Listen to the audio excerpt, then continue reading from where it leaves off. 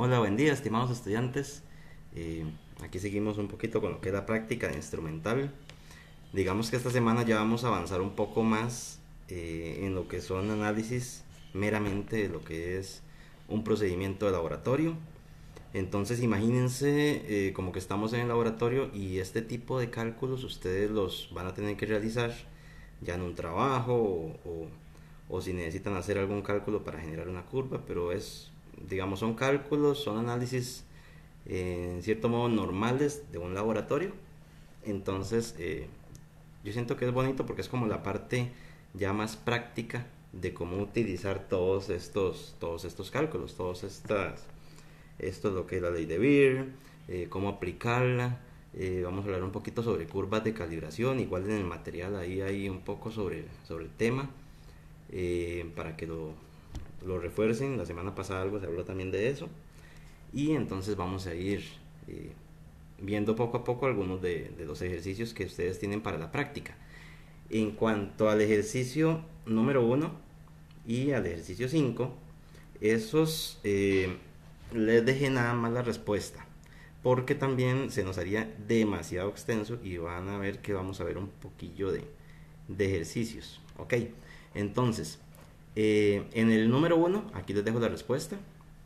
Vean que es un análisis muy parecido a los que hicimos la semana anterior.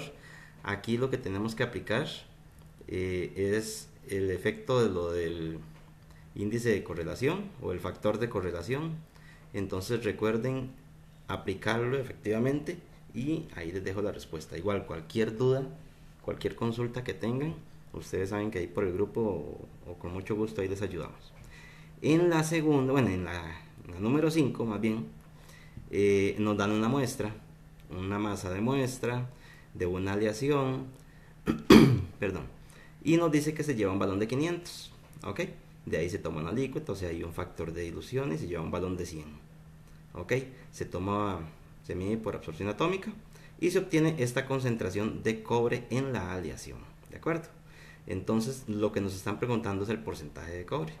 Recuerden que cualquier porcentaje, igual que como vimos en analítica, es analito entre muestra por 100. Ya tenemos la muestra, que serían los 2.99 de la aleación, y necesitamos el porcentaje de analito, en este caso el del cobre.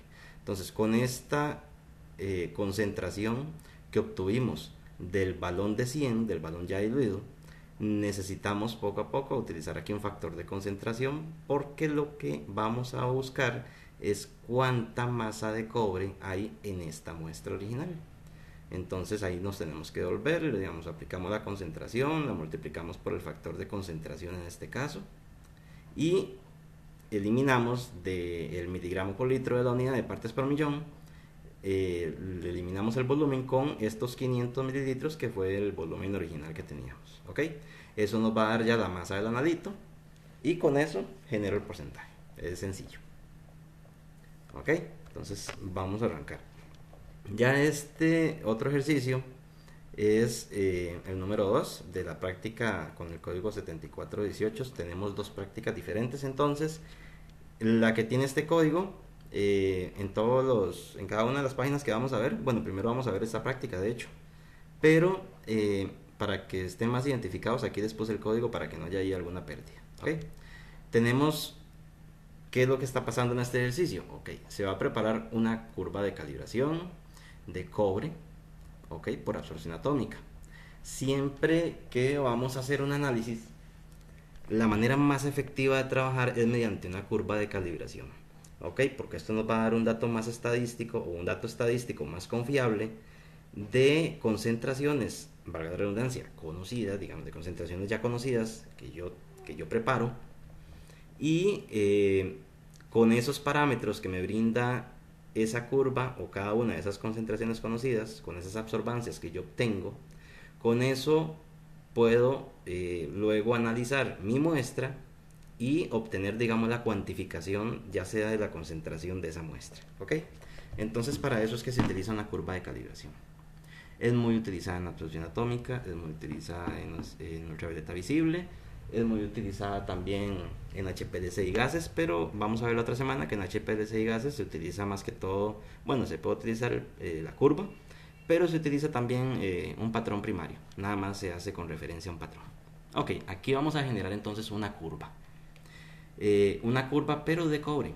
¿Qué es lo que está pasando? Que vean que lo que yo estoy pesando es 1.432 gramos de sulfato de cobre pentahidratado. Yo no estoy pesando directamente el cobre. Siempre que se hace una curva patrón de un elemento, recuerden que la absorción atómica determina elementos, en este caso yo necesito pesar una sal o un compuesto, el cual va a componer o va a estar compuesto por el elemento, en este caso el cobre.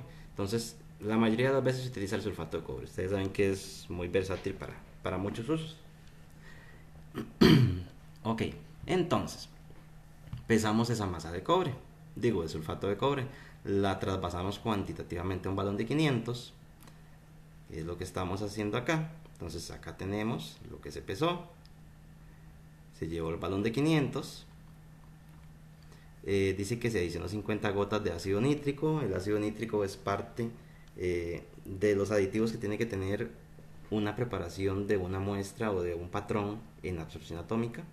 Eso para asegurarnos de que no queden trazas del metal, porque el ácido nítrico ayuda a disolver todo lo que son los elementos o los metales en la mayoría de los casos. Ok, terminamos de aforar con agua destilada, bueno, y agua destilada. De la disolución obtenida se pipetearon 10 mililitros en un balón de 250 y se adicionó otra vez ácido nítrico. La curva se obtuvo diluyendo 4, 6, 8, 10 y 12 respectivamente de la segunda dilución con agua destilada y ácido nítrico, que siempre va a tener que ser parte de cada balón que vayamos a utilizar. ¿Ok? Todo esto en balones de 100. ¿Qué es lo que nos están pidiendo? Calcular la concentración de cobre en partes por millón de las 5 disoluciones preparadas para la curva. Entonces, yo primero comienzo pesando el sulfato de cobre y eso lo llevo a un balón de 500. De ese balón de 500 yo voy a tomar una alícuota de 10 mililitros y esa alícuota la llevé a un balón de 250 mililitros.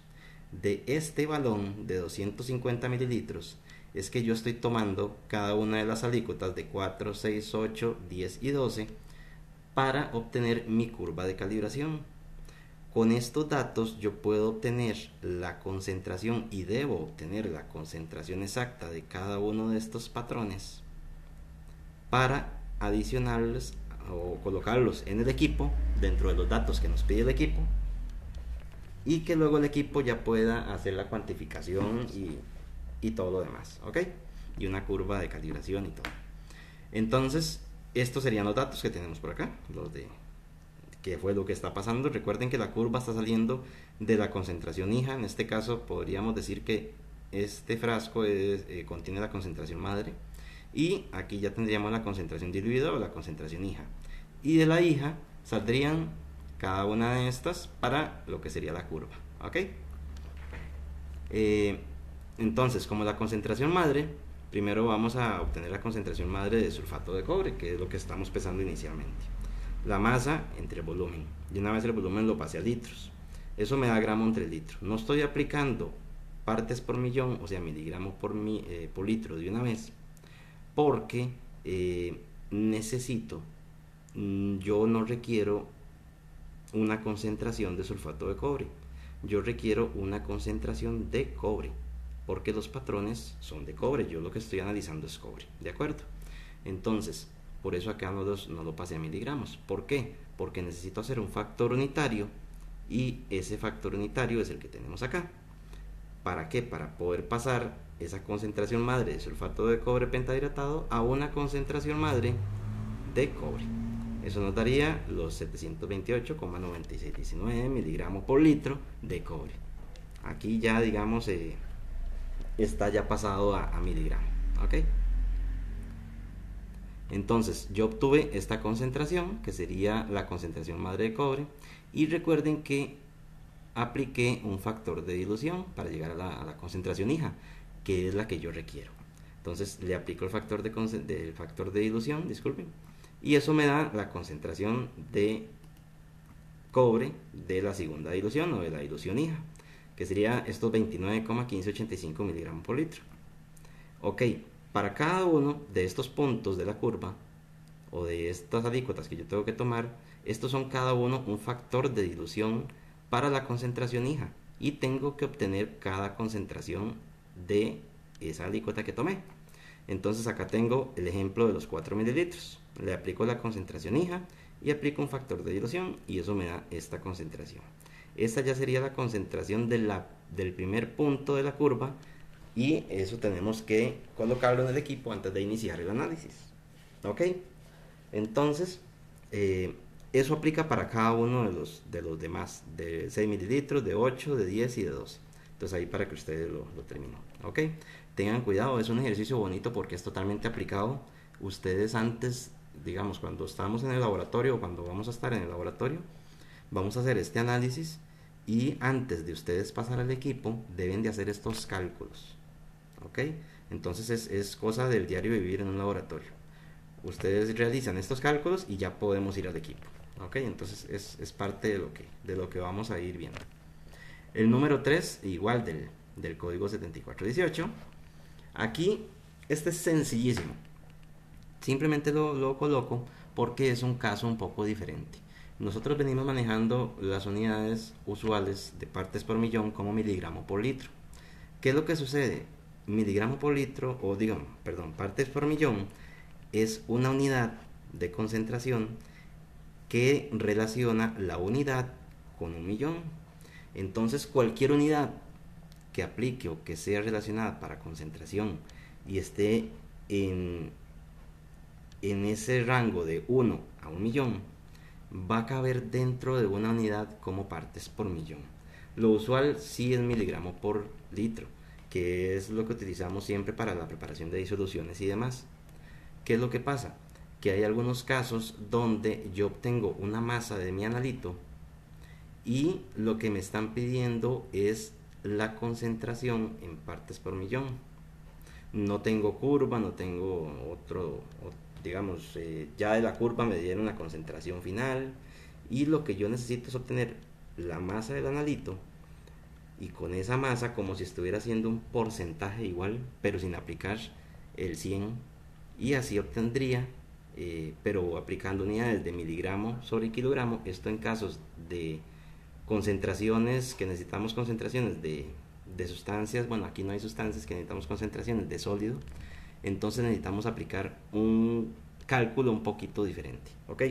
No es gran cosa, pero ¿cómo les explico? No es que tengan que hacer esto en cierto equipo. Recuerden que cada método, en muchos casos, cada método tiene su especificidad de análisis.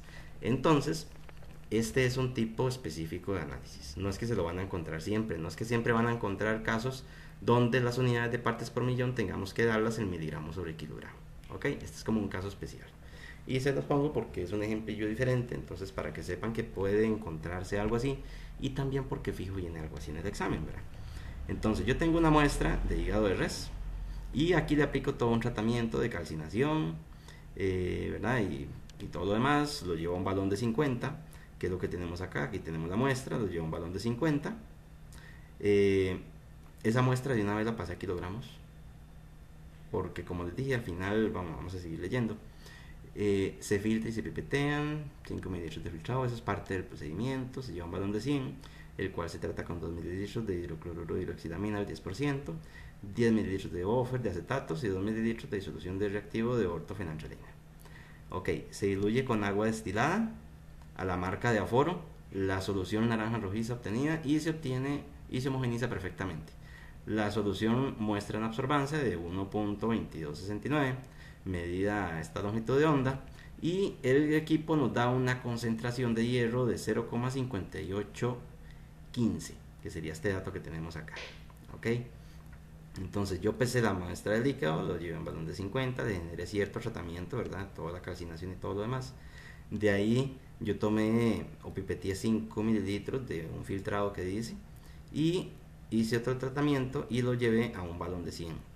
Eso lo analicé en una absorción atómica, un equipo de espectro de ultravioleta visible, perdón, y eso me generó una absorbancia de 1.2269 correspondiente a la concentración que ahí está. Ok, entonces calcule el contenido de hierro, o sea, las partes por millón de hierro en la muestra de hígado de res.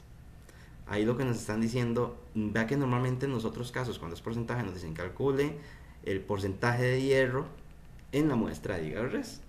Entonces es prácticamente lo mismo, pero no es un porcentaje y tenemos que dar unidades de partes por millón, o sea, relación 1 a 1 millón. Por eso las unidades van a tener que ser miligramos sobre kilogramo, porque al final lo que aquí vamos a obtener va a ser la masa de la muestra y acá vamos a tener la masa del analito, o sea, del hierro correspondiente a la concentración que teníamos. Entonces simplemente es un factor unitario, aplico la concentración de hierro, aplico el factor de concentración, porque recordemos que lo que estamos buscando es cuánto hierro hay en la muestra de hígado, entonces necesitamos devolvernos.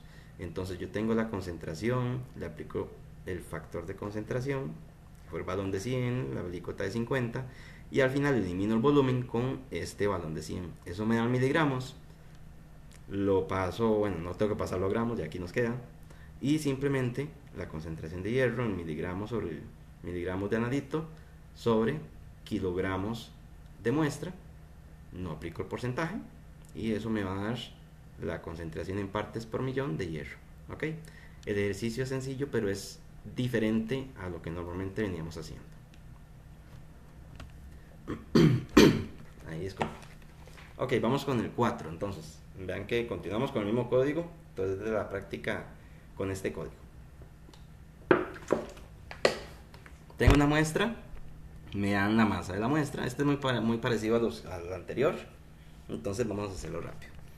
Tengo la masa de la muestra, eso lo lleva un balón de 50, verás, se le hace todo el tratamiento y demás, se pipetean 25 mililitros y se lleva un balón de 50.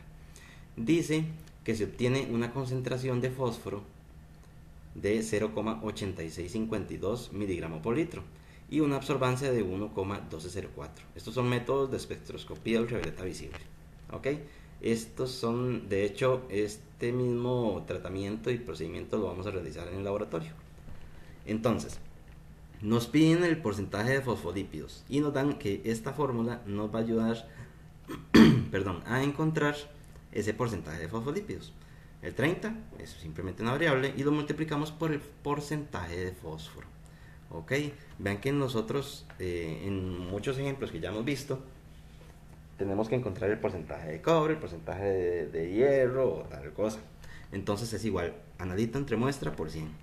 Ya aquí tengo la muestra, es muy parecido al ejercicio anterior, pero en el ejercicio anterior no lo multiplicamos por 100. Aquí tenemos que buscar ese porcentaje de fósforo, entonces necesitamos aplicar analito entre muestra por 100 para obtener este porcentaje de fósforo y al final multiplicarlo por el 30 y ya tener el porcentaje de fosfolípidos. ¿Ok?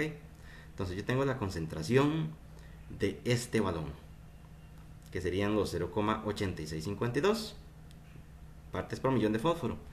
Eso, le aplico el factor de concentración y el volumen inicial que tenía, le elimino los miligramos y ya con esto tengo la masa en gramos del analito. Saco el porcentaje de fósforo, aquí me da el porcentaje de fósforo y simplemente aplico la fórmula del porcentaje de fosfolípidos. A 30 por el porcentaje, o sea que serían los 7,69 por 10 a la menos 3%. En la calculadora hay que aplicarle todo y el por ciento, porque ese es un dato curioso que uno tiende a veces irse de, sí.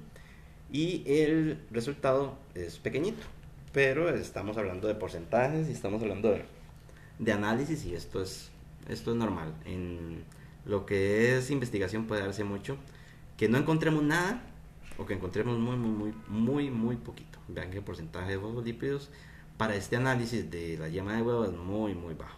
¿Ok?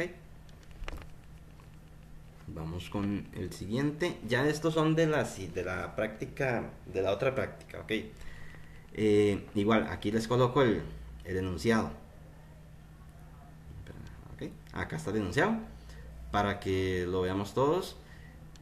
Hablamos ya de cuando se hace una curva de calibración y para qué es que se hace, ¿verdad?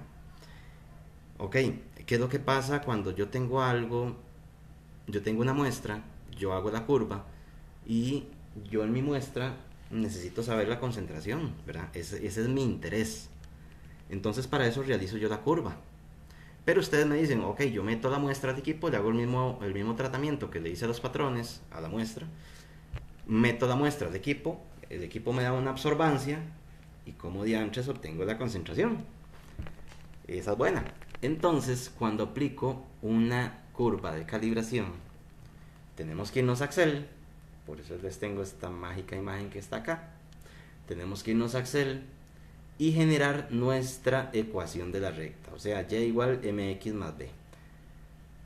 Lo ideal es hacerlo en Excel, pero ustedes lo pueden hacer desde la calculadora.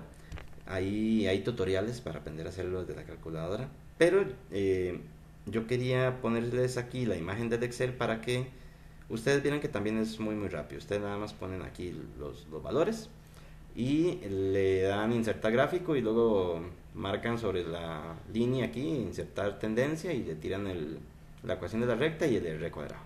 ¿Ok?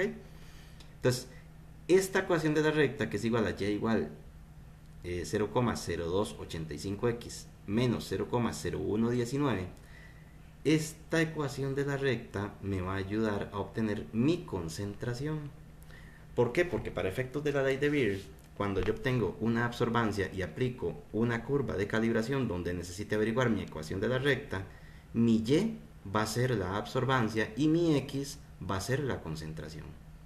Entonces, con esta ecuación de la recta, que es la que se obtuvo de la curva de calibración, si yo le aplico la absorbancia de mi muestra en el valor de y despejo x, obtendría la concentración de mi muestra. Ven, esto es lo bonito de la química. Aquí estamos aplicando equipos, química y mate y todo un poco. Entonces, ya con ese cálculo de mi concentración, ya yo puedo averiguar todo lo que normalmente nosotros hemos venido averiguando. ¿Ok? Entonces, esto también ustedes lo van a tener que hacer diariamente en sus lugares de trabajo o cuando hagamos las prácticas de laboratorio, lo vamos a hacer también en las prácticas de laboratorio. Disculpen ahí la tos. No es COVID. Para determinar la pureza de una muestra de fosfato ácido de sodio dibásico, se prepara una serie de patrones de fósforo. Igual que en el caso del cobre, el ejemplo del cobre. Lo que pesamos fue sulfato de cobre. Aquí ocupamos fósforo, pesamos una sal que contenga fósforo, el fosfato ácido de potasio. Entonces, acá tengo las concentraciones conocidas de fósforo. Serían 2,13, 4,26, 6,40 y las absorbancias de cada una de esas concentraciones. Con eso yo genero mi gráfica y mi ecuación de la recta para ya poder trabajar. Dice que el procedimiento que se hizo fue que se disolvió 0,6172 gramos de la sal de fósforo y se llevó a un volumen de 25 en un balón aforado. Se mide su absorbancia en las mismas condiciones de trabajo que las usadas para los patrones y se obtiene un valor de 0,137, esto en cuanto a absorbancia. Ok, determinar la pureza de la sal que yo utilicé para obtener estos patrones. Ok, entonces, ¿qué necesito acá? Yo necesito, con esta ecuación de la recta, encontrar la concentración relacionada a esta absorbancia y con esa concentración yo llegar a la masa o la masa original, digamos, de la sal que yo pesé, para ver cuánta diferencia hay entre la sal que yo pesé y la sal de fósforo 100% pura. Entonces vamos a ver, eso es lo que necesitamos: la pureza del fosfato ácido de sodio, la masa de la muestra, los 0,6172, y eso va a un balón de 25, el cual obtuvo una absorbancia de 0,137. Aquí puse la masa molar del fósforo y la del fosfato ácido de sodio. ¿Por qué? Porque el patrón y la absorbancia que yo aquí estoy obteniendo es para fósforo, pero yo necesito el porcentaje de la sal, ¿de acuerdo?